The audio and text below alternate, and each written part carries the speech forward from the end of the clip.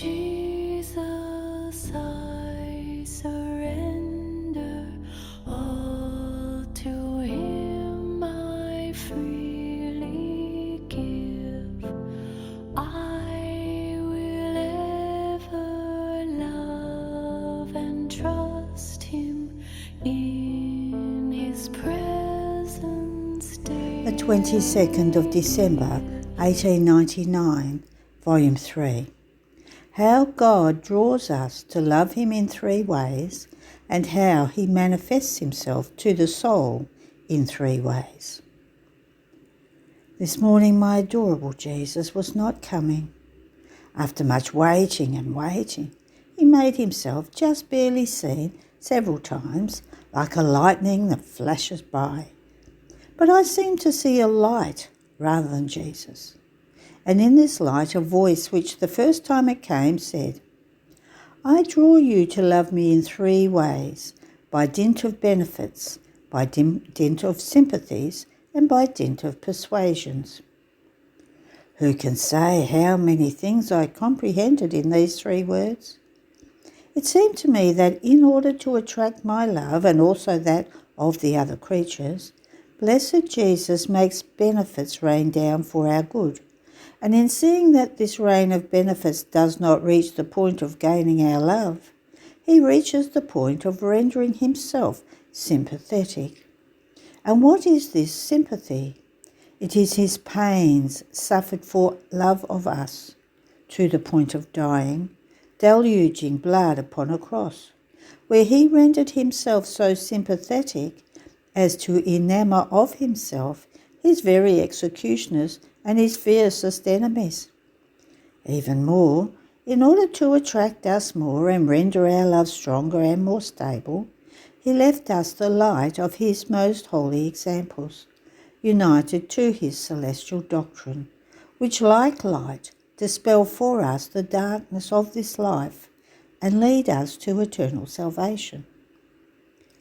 The second time it came, it said to me, I manifest myself to the soul in three different ways, by power, by news, and by love. The power is the Father, the news is the Word, the love is the Holy Spirit. Oh, how many more things I comprehended, but too little is that which I am able to manifest. It seemed to me that God manifests Himself to the soul by power. In the whole of creation, from the first to the last being, is the omnipotence of God manifested. The heavens, the stars, all the other beings speak to us, though in a mute language, of a supreme being, of an uncreated being, of His omnipotence. In fact, the most learned man with all of his science cannot arrive at creating the most wretched mosquito.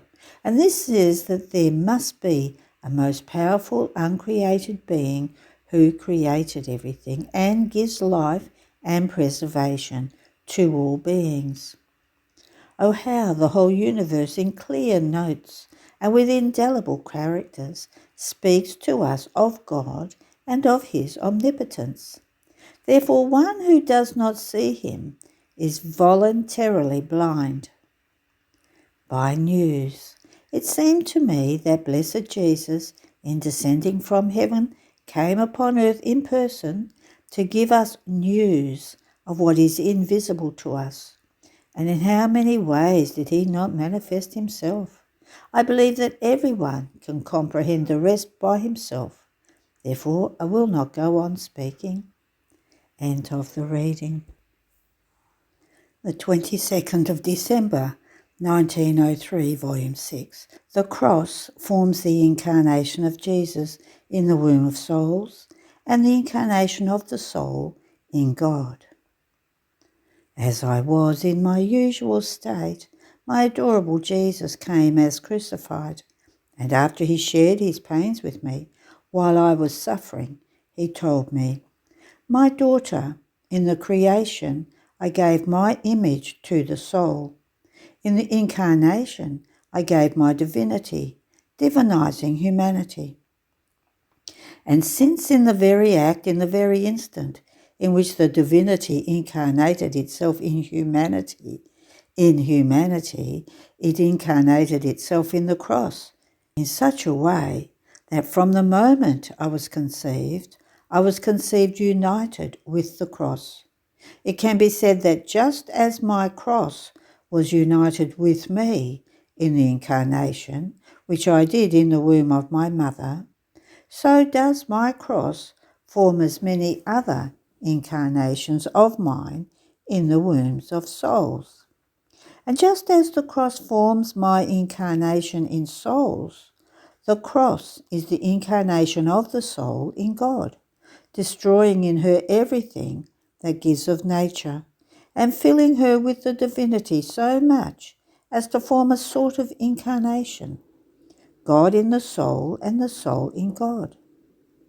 I remained as though enchanted on hearing that the cross is the incarnation of the soul in God, and he repeated, I am not saying union, but incarnation, because the cross penetrates so much into her nature as to make her nature itself become suffering.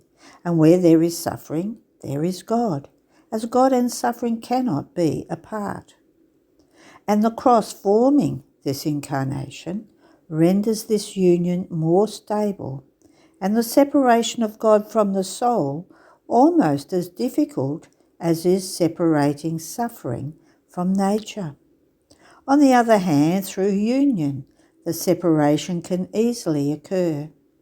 It is understood always that this is not the incarnation, but a simile of the incarnation.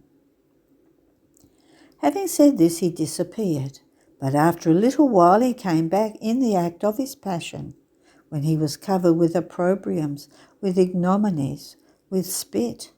And I said to him, Lord, teach me what I could do to remove these opprobriums away from you and give you back honours, praises and adorations.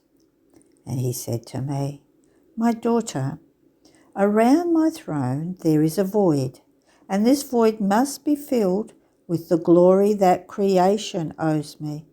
So one who sees me despised by the other creatures and honours me not only for herself but for others, makes honours for me arise again in this void.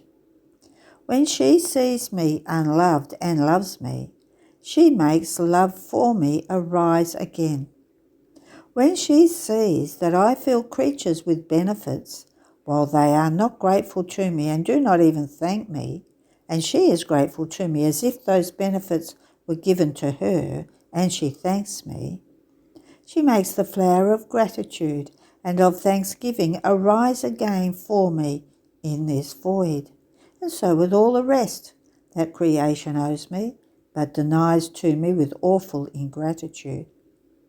Now, since all this is an overflow of the charity of the soul, who gives me not only what she herself owes me, and what overflows from herself, but she does it for others, since this glory and these flowers that she sends to me into this void around my throne are the fruit of charity, they receive a more beautiful shade, which is pleasing to me.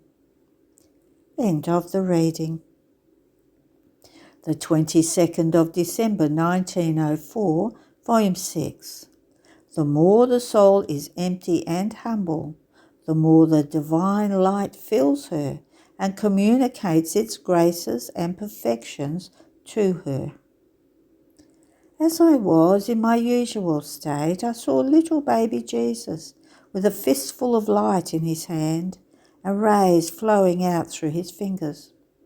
I remained enchanted, and he told me, My daughter, perfection is light, and one who says he wants to reach it acts like one who would want to clasp a body of light in his hand. As he tries to clasp it, the light itself flows out through his fingers, except his hand remains immersed in that light. Now the light is God, and God alone is perfect, and the soul who wants to be perfect does nothing but sees shadows. the little drops of God. And sometimes she does nothing but live in the light alone, that is, in the truth. And just as the light penetrates deeper and occupies more space, the greater the void it finds, and the deeper the place is. In the same way, the more the soul is empty and humble, the more the divine light fills her and communicates its graces and perfections to her. End of the reading. The 22nd of December 1909, Volume 9. The reason for the states of abandonments in holy souls before their death. Having received communion, I was lamenting to blessed Jesus because of his privations. For if he comes, it is almost always like a flash. He remains all silent. And Jesus told me, my daughter, in almost all souls to whom I have communicated myself in an extraordinary way, I have allowed these states of abandonments at the end of their lives. This not only because of certain other purposes of mine, but also in order to be honoured and glorified in all my conduct. In fact, many say, of course these souls were to reach such a high point of sanctity, and they loved him so much, with so many favours, with so many graces and charisms, they would have to be really ungrateful not to reach that level. If we had reached them, we too would have reached it, more than them. So in order to justify my conduct, I will manifest to them the abandonments, the privations in which I put these souls, which is a living purgatory for them, and also their faithfulness, the heroism of their virtues, and how it is easier to suffer poverty when one does not know riches than to be born rich, getting used to living as a rich person, and then lose the riches and live like a poor one. More so since the supernatural riches are not like the material ones, which serve the body and at most diffuse on the outside. The supernatural riches penetrate deep into one's marrow, into the most intimate fibres, into the noblest part of the intelligence. It is enough to say that it is more than martyrdom. I myself am moved to pity so much that my heart almost breaks with tenderness, and I am forced to feel it break so very often that I cannot resist, also to give them the strength to fulfill their consummation. All angels and saints keep their gazes fixed on them, and they watch over them for me, so that they may not succumb, knowing the crude martyrdom they suffer. My daughter, courage, you are right, but know that everything is love in me. And as he was saying this, he seemed to be moving further away. I felt my very nature being consumed and melting into nothingness. Those seeds of strength, of light, of knowledge, which I seemed to feel, everything turned into nothing. I felt I was dying, yet I live. In the meantime, he came back, and taking me in his arms, he seemed to sustain this nothingness of mine, telling me, do you see, my daughter, how as the little seed of your strength, the little lamp of your light, the little knowledge of me that you have, and all of your other little qualities dissolve, my strength, my light, my wisdom, my beauty, and all of my other qualities take over and fill this nothingness of yours. Aren't you happy? And I said to him, listen, Jesus, if you continue in this way, you will lose taste for keeping me on earth. And I repeated this various times. And Jesus, not wanting to listen to my words, answered, listen, my daughter, I will never lose taste for you. If I keep you on earth, I will have my taste on earth. If I take you to heaven, I will have my taste in heaven. Do you know rather who will lose taste? Your confessor. End of the reading. The 22nd of December 1910, Volume 10. In order to be able to operate great things for God, It is necessary to destroy self-esteem, human respect, and one's own nature. Continuing in my usual state, I saw various priests before my mind, and Blessed Jesus was saying, in order to be able to operate great things for God, it is necessary to destroy self-esteem, human respect, and one's own nature, so as to live again of divine will, of divine life, and take into consideration only the esteem of our Lord and that which regards his honour and his glory. It is necessary to crush, to pulverize that which is human in order to be able to live of God. And here is how not you, but God himself will speak and operate in you, and the souls and the works entrusted to you will produce splendid effects, and you will receive the fruits which you and I longed for, like the works of the reunions of priests, which I spoke to you about before. One of these might be able to promote and also carry out this work, but a little bit of self-esteem, of useless fear, of human respect renders him incapable. And when grace finds the soul surrounded by this baseness, it flies and does not stop. And the priest remains a man and operates as a man, and his works have the effects which those of a man can have, not the effects which a priest, operated by the Spirit of Jesus Christ, can have. End of the reading. The 22nd of December 1916, Volume 11. Everything that the soul does in the will of God, Jesus does together with her. Having received communion, I was uniting all of myself with Jesus, pouring all of myself into his will, and I said to him, I am unable to do anything or say anything. Therefore I feel a great need to do what you do and to repeat your own words. In your will I find present and as though in act the acts you did in receiving yourself in the sacrament, and I make them my own. I repeat them for you. So I tried to penetrate into everything which Jesus had done in receiving himself in the sacrament.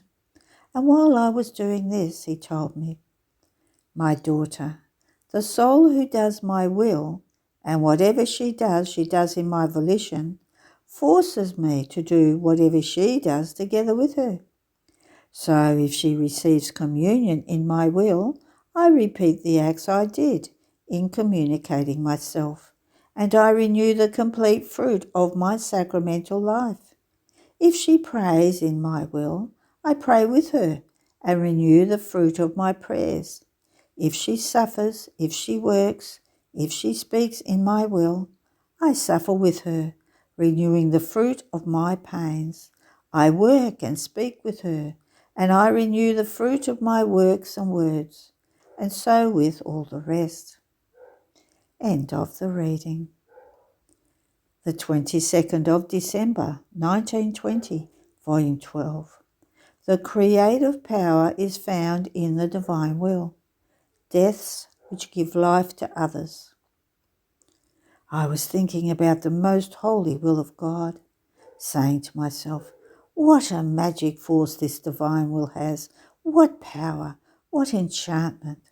Now, while I was thinking of this, my lovable Jesus told me, my daughter, the mere word, will of God, contains the creative power. Therefore, it has the power to create, to transform, to consume, and to make new torrents of light, of love, of sanctity flow in the soul. Only in the fiat is there creative power. And if the priest consecrates me in the host, it is because my will gave that power to those words which he pronounces over the holy host. Therefore everything comes from the fiat and is found in it. And if at the mere thought of doing my will the soul feels soothed, strengthened, changed, because by thinking of doing my will it is as if she placed herself on the way to find all goods, What will it be to do it? After this, I recalled that years before, my sweet Jesus had said to me, "We will present ourselves before the Supreme Majesty with, written on our foreheads in indelible characters, we want death in order to give life to our brothers. We want pains in order to free them from eternal pains." Now I said to myself, how can I do this if he does not come? I could do it with him, but I'm unable to go by myself. And then how can I suffer so many deaths? And blessed Jesus, moving in my interior, told me, "My daughter, you can do it always and in every instant, because I am always with you and I never leave you."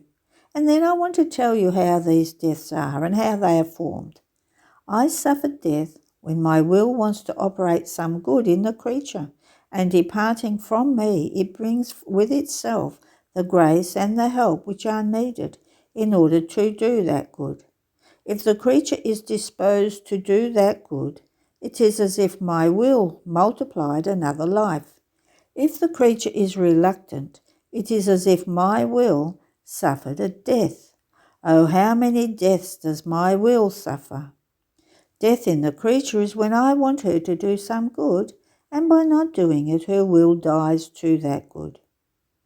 Therefore, if the creature is not in continuous act of doing my will, she receives as many deaths for as many times as she does not do it. She dies to that light which she should have by doing that good. She dies to that grace. She dies to those charisms. Now I will tell you what your deaths are, with which you could give life to our brothers. When you feel deprived of me and your heart is lacerated and you feel an iron hand that squeezes it, you feel a death, or rather more than death, because death would be life for you. This death could give life to our brothers, because this pain and this death contain a divine life, an immense light, a creative power. They contain everything. They are a death and a pain which contain an eternal and infinite value. So how many lives could you give to our brothers? I will suffer these deaths together with you, giving them the value of my death so as to release life from death. Therefore, look at how many deaths you suffer. Each time you want me, you do not find me, is a real death for you, because you really do not see me and do not feel me. This is death for you. It is martyrdom, and that which is death for you can be life for others. End of the reading. All to Jesus I surrender, humbly at his feet I bow. Worldly pleasures all forsaken, take me, Jesus, take me now. I surrender all. I surrender all to thee, my blessed Saviour. I surrender. The 22nd of December, 1921, Volume 13. Only the purpose of loving God keeps the souls open to receive the current of all his graces. The divine will is the greatest of all virtues. Continuing in my usual state, my always lovable Jesus made himself seen within a dazzling light, and this light, melting into rain of light, rained down upon souls. However, many did not receive this current of light, being as though closed, and the current flew wherever it found souls open to receive it. And my sweet Jesus told me, "My daughter, the current of my grace enters into the souls who operate out of pure love. Only the purpose of loving me keeps the souls open to receive the current of all the graces. Love am I, love are they. So they are in continuous currents for me and I for them. On the other hand, those who operate with a human purpose are closed for me. Their current is open to all that is human, so they receive the current of what is human. One who operates with the purpose of sinning receives the current of guilt, and one who operates with a diabolical purpose receives the current of hell. The purpose in operating gives man many different shades. It transforms him into someone beautiful or into someone ugly, into light or into darkness, into sanctity or into sin. Whatever the purpose in operating is, such is man.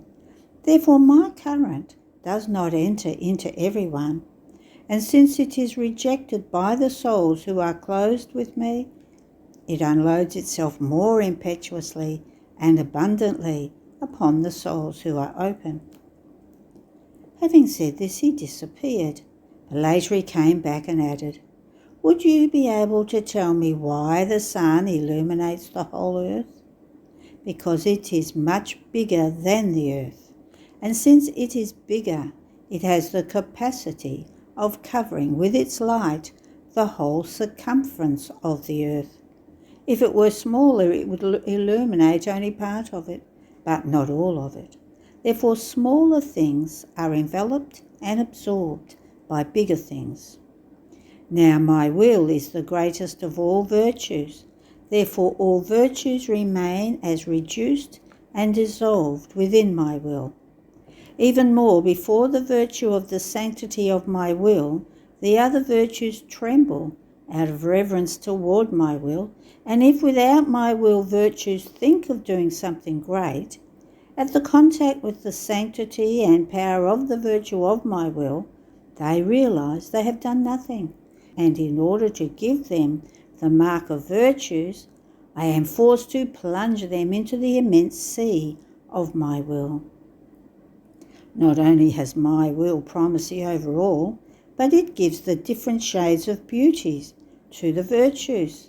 It places on them the divine colours, the celestial glaze, and dazzling light. Therefore, if the virtues are not covered by my will, they may be good, but not beautiful, with that beauty that enraptures, enchants, and enamours heaven and earth. Then afterwards my sweet Jesus transported the outside of myself and showed me how channels of waters were opening under the sea, which, opening their way underground, inundated the foundations of cities, and somewhere buildings collapsed, somewhere they made them disappear, as these chasms of water opened and swallowed them into the earth, and Jesus all afflicted. Man does not want to stop it, and my justice is forced to strike him. Many are the cities which will be struck by water, by fire, and by earthquakes. And I, my love, what are you saying? You won't do that. And as I wanted to pray him, he disappeared. End of the reading. The 22nd of December 1926, Volume 20. Signs that one belongs to the celestial family. How it is God's usual way to do his works first one-on-one with one creature. So he did with his mama. The greater is the work that Jesus does, the more it carries within itself the image of the divine unity. I was thinking about the Supreme Fiat and was praying my sweet Jesus to give me the grace so great of making me fulfill his most holy will entirely and completely, and of making it known to the whole world, so that he might be reintegrated in the glory that creatures deny him. Now, while I was thinking of this and other things, sweet Jesus moved in my interior and told me, "My daughter, what is the purpose for which you want my will to be fulfilled in you and to be known by all?" And I want it because you want it. I want it so that the divine order and your kingdom may be established on earth. I want it so that the human family may no longer live as estranged from you, but it may be bound once again to the divine family from which it had its origin. And Jesus, sighing, added, My daughter, your purpose and mine are one. When a son has the same purpose as his father, he wants what his father wants. He never dwells in somebody else's home. He works in the fields of his father. And if he finds himself with people, he speaks of the goodness, of the ingenuity, of the great purposes of his father.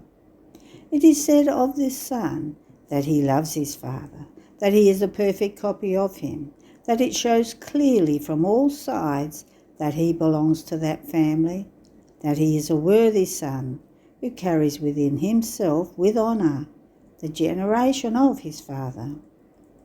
Such are the signs that one belongs to the celestial family, to have the same purpose as mine, to want my same will, to dwell in it as in one's own home, to work in order to make it known. And if one speaks, one can say nothing but what is done and wanted in our celestial family.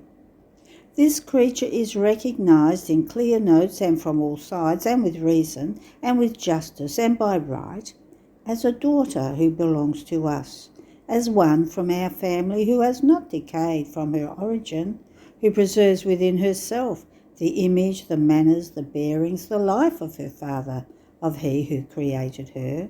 So you are one from my family, and the more you make my will known, the more you are distinguished before heaven and earth as a daughter who belongs to us.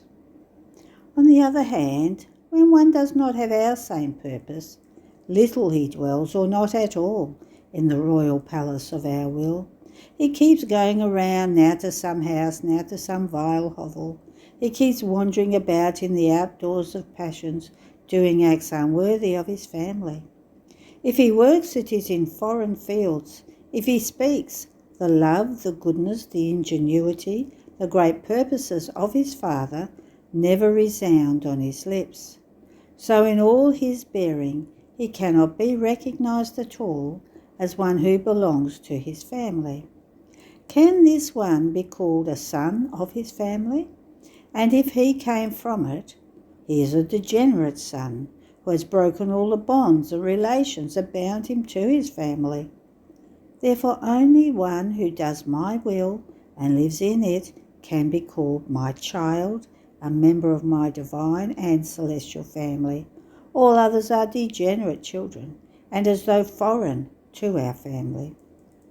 And so when you occupy yourself with my divine fiat, if you speak, if you go round in it, you put us in feast, because we feel that it is one who belongs to us. We feel that it is our daughter that speaks, that goes around, that works in the field of our will. And for one's own children, doors are left open. No apartment is closed for them, because what belongs to the Father belongs to the children, and in the children is placed the hope of the long generation of the Father. In the same way, in you I have placed the hope of the long generation of the children of my eternal fiat. My mind continued to think about the supreme will, and I said to myself, but how can it be possible that by myself alone, this little being, so insignificant as I am, good at nothing, I have neither dignity nor authority nor superiority with which maybe I could impose myself, I may diffuse myself and speak in order to make this Son of the divine will known, and so be able to form the children of its generation. But while I was thinking of this, my sweet Jesus interrupted my thought, coming out from within my interior, told me, My daughter, it is my usual way to do my greatest works first, one-on-one, with one creature alone. In fact, my mamma was one, and with her alone I carried out all the work and the great portent of my incarnation. No one entered our secrets or penetrated into the sacrarium of our apartments to see what was passing between me and the celestial sovereign, nor did she occupy any position of dignity and of authority in the world.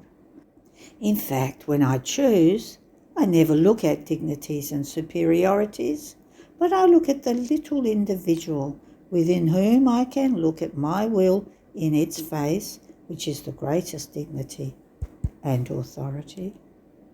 Even though she had neither position nor dignity nor superiority in the low world, heaven and earth hung upon the height of the little young girl of Nazareth, because she possessed my will. In her hands was the destiny of mankind and the destiny of all my glory that I was to receive from the whole creation. So it was enough that the mystery of the Incarnation be formed in my chosen one, the only one, in order for others to be able to receive the good of it. One was my humanity, and from it came the generation of the redeemed ones. Therefore it is enough to form all the good that one wants within one creature, to be able to have the generation of that good come out. Just as one seed is enough in order to multiply by thousands upon thousands the generation of that seed, so all the power, the virtue, the ability that is needed for a creative virtue is in forming the first seed. Once the first is formed, it is like yeast, in order to form the generation of it. In the same way, one soul alone is enough for me, who would give me absolute freedom to enclose in her the good I want, and to form in her the sun of the supreme fiat, in order for this sun to beat down its rays on the surface of the earth and form the generation of the children of my will. Now you must know that all our greatest works carry within themselves the image of the divine unity, and the more good they are destined to do, the more good they enclose of this supreme unity. See also in the creation there are similes of the divine unity, works that while being single works do so much good that the multiplicity of our other works altogether do not do as much. Look under the vault of the heavens. One is the sun, but how many goods does it not contain? How many does it not do to the earth? It can be said that the life of the earth depends on the sun. While the sun is one, with its light it embraces everyone and everything. It carries everything on its lap of light, and it gives a distinct act to each one. According to the variety of things it invests, it communicates fecundity, development, colour, sweetness, beauty. Yet the sun is one, while the stars are many, but do not do the great good that the sun does to the earth, though being one. The power of one single act, animated by the creative power, is incomprehensible, and there is no good that cannot come from it. It can change the face of the earth, from arid and deserted into a flowery springtime. The sky is one, and therefore it extends everywhere.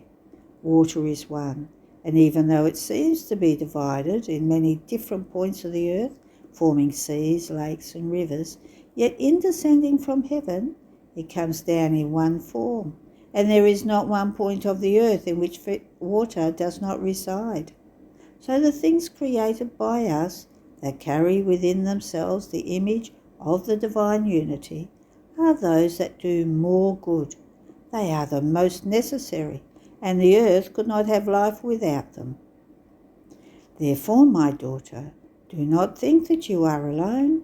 It is the unity of a great work that I must carry out within you, or that you have no external dignity and authority. This says nothing. My will is more than anything. Its light seems to be mute, but in its muteness it invests the intelligences and makes one speak with such eloquence as to stun the most learned, reducing them to silence. The light does not speak, but allows one to see. It makes one know the most hidden things. The light does not speak, but with its meek and sweet warmth, it warms. It softens the hardest things, the most obstinate hearts. The light contains no seed, no matter. Everything is pure in it. One can see nothing but a wave of refulgent, silvery light, but it can penetrate so much as to make the most sterile things generate, develop, become fruitful. Who can resist the power of the light? No one. Even the blind, if they do not see it, they feel its warmth. The mute, the deaf feel and receive the good of the light. Now, who will be able to resist the light of my eternal fiat?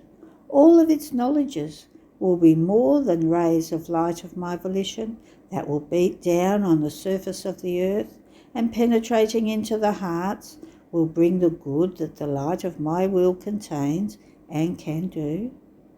However, these rays must have their sphere from which to start. They must be centred in one single point from which to arise in order to form the dawn, the day, the afternoon and the sunset within hearts, to then rise again. The sphere, the single point, is you. The rays centred in it are my knowledges that will give fruitfulness to the generation of the children of the kingdom of my will. This is why I always repeat to you, be attentive, so that not one of my knowledges may be lost. You would cause a ray to be lost from within your sphere, and you cannot even comprehend all the good it contains. Each ray contains its own speciality of good that it must do to the children of my will. And you would deprive me of the glory of that good for my children, and would deprive yourself also of the glory of spreading one more ray of light from your sphere. End of the reading. All to Jesus I surrender, all to Him I freely give. The 22nd of December 1927, Volume 23. Sacrifices of Writing. How one who operates only for God encloses a divine life in his act. How one who is chosen for a mission encloses all the goods that others must receive. How all redeemed ones turn around the celestial Mama, the creation, mirror of man. After having spent almost an entire night writing, I was feeling exhausted of strength, and I thought to myself, how many sacrifices, how this blessed writing costs me. But what will be the utility, the good, the glory I give to my Creator? If with these sacrifices I will be able to make known the kingdom of the divine fiat, so much the better. But if I do not obtain this, my sacrifices of writing will be useless and empty and without effects.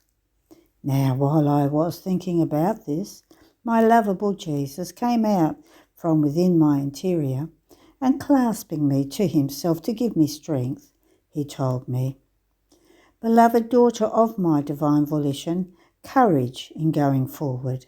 Nothing is useless of what is done for me. In fact, when the soul does even just one act for me, she comes to enclose the whole of me within her act. And by enclosing me, her act acquires the value of a divine life, which is more than sun. And the sun, by its own nature, excels over all other things in giving light, heat, and effects of innumerable goods to all the earth. So everything that is done for me, by its own nature, must bring the effects of the great good that the divine life contains.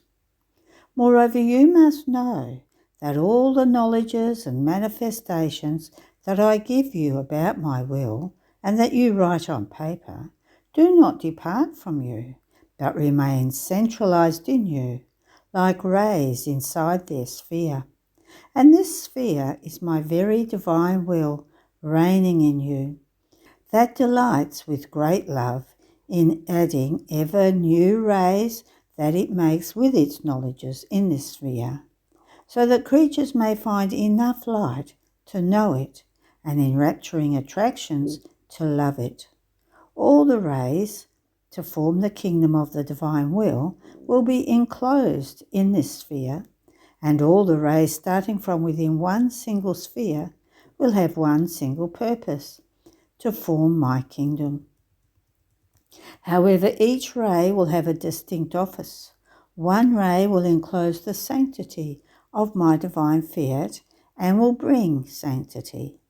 Another happiness and joy, and will invest those who want to live in it with happiness and joy. Another ray will enclose peace and will consolidate all in the peace. Another strength, another light and heat, and the children of my kingdom will be strong, will have light to do good and to flee from evil, and ardent love to love what they possess. And so with all the other rays that will start from within this sphere. Now all the children of my will be invested by these rays. They will move around them. Even more, each ray will feed their souls, and they will suckle from them the life of my fiat. So what will be your happiness in seeing all the good, the happiness, the sanctity, the peace, and everything else descend into the midst of the children of my kingdom from inside your sphere by virtue of these rays? And then the complete glory that these creatures will give to their Creator for having known the kingdom of my will ascend again within these very rays. There is no good that will not descend through you by virtue of the sphere of my will placed in you, nor glory that will not ascend again along the same way. When I choose a creature for a mission that must bring universal good into the midst of the human family, first I fix and enclose all the goods in the chosen one, who must contain all the superabundant good that others must receive, who perhaps will not even take everything that the chosen creature encloses. This happened in the Immaculate Queen, who was chosen to be the mother of the Eternal Word, and therefore the mother of all redeemed ones.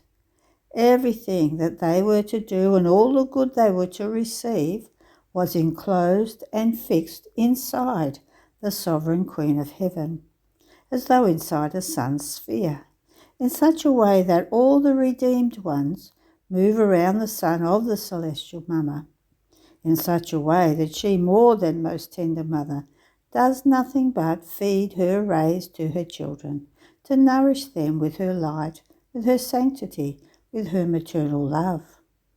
But how many of the rays that she spreads have not been taken by creatures, because ungrateful they do not all draw around this celestial mother.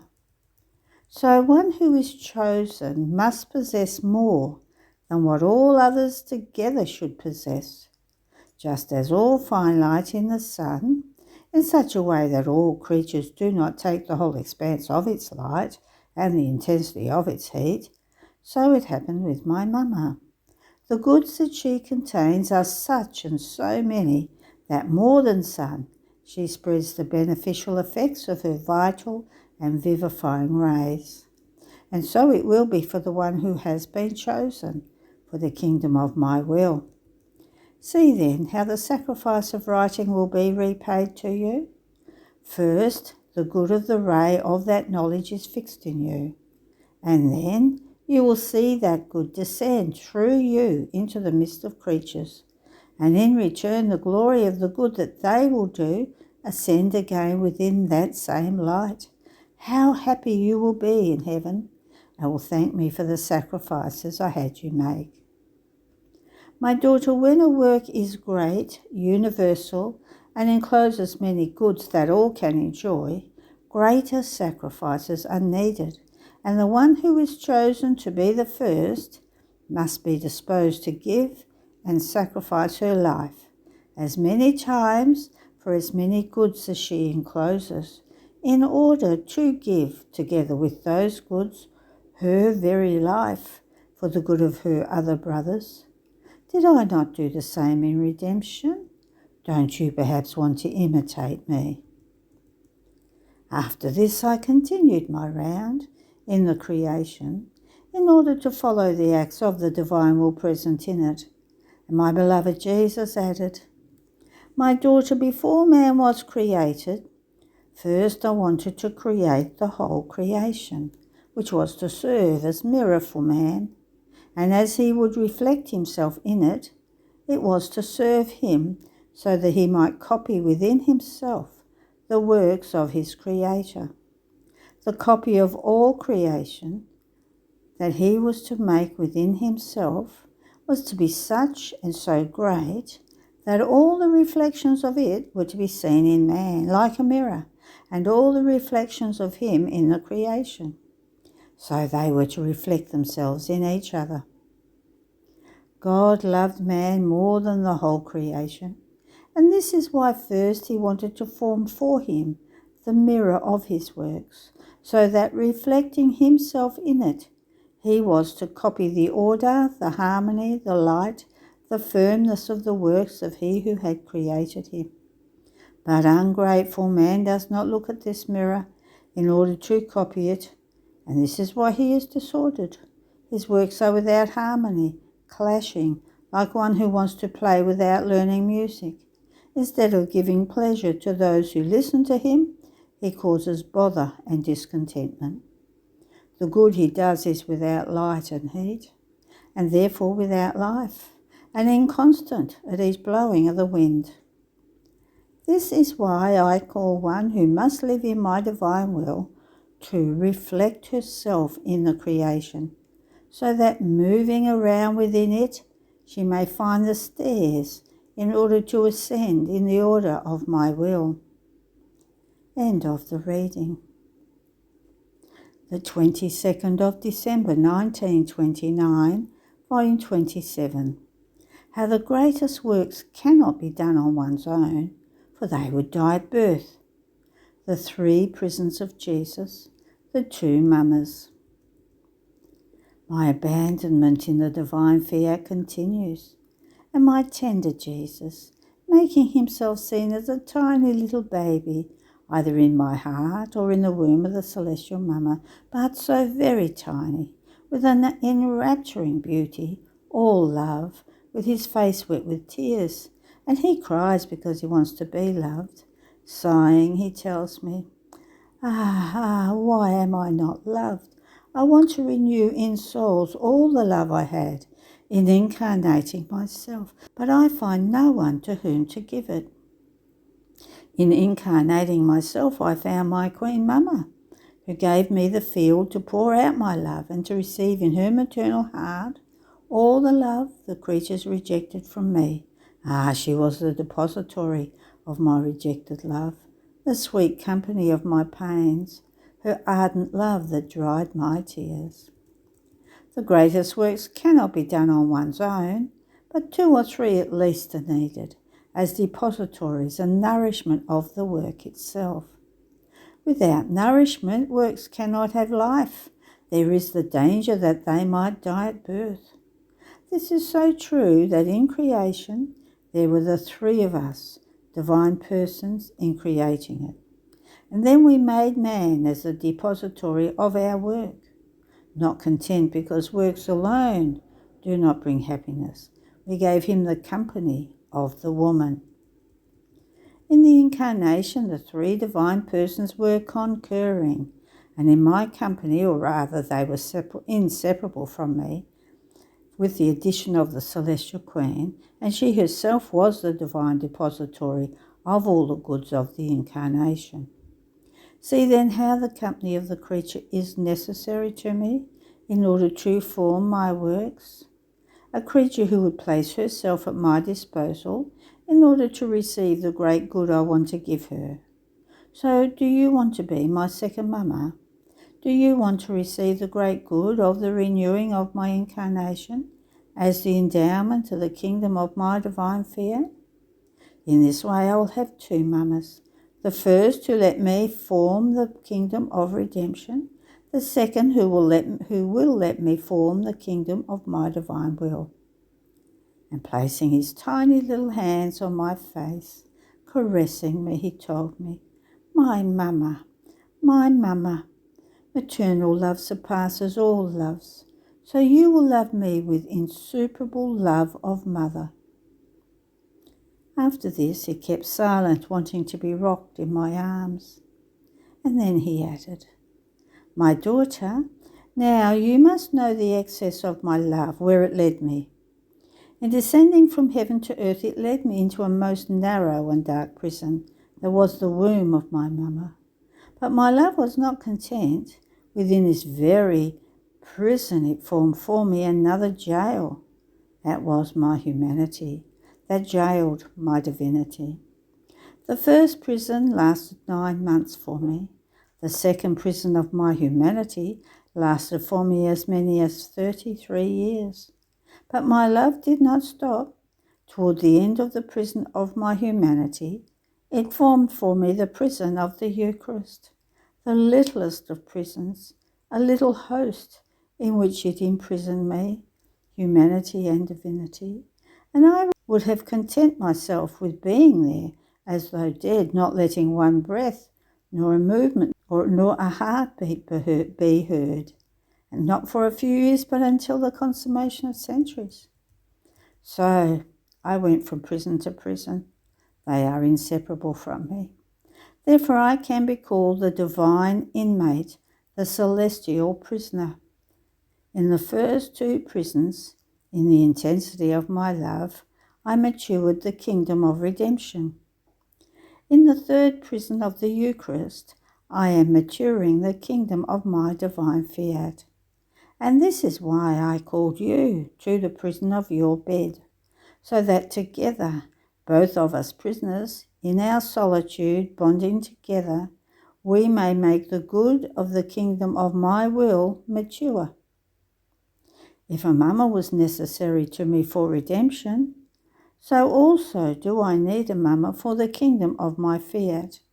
And my demanding love wanted this mother as imprisoned, so as to keep her at my disposal. Therefore, I will be your prisoner, not only in the little host, but also in your heart. And you will be my dear prisoner, all intent on listening to me and on breaking the loneliness of my long imprisonment. And even though we are prisoners, we will be happy, because we will mature the kingdom of the divine will to give it to creatures. End of the reading. There are no more readings today. Have a blessed day.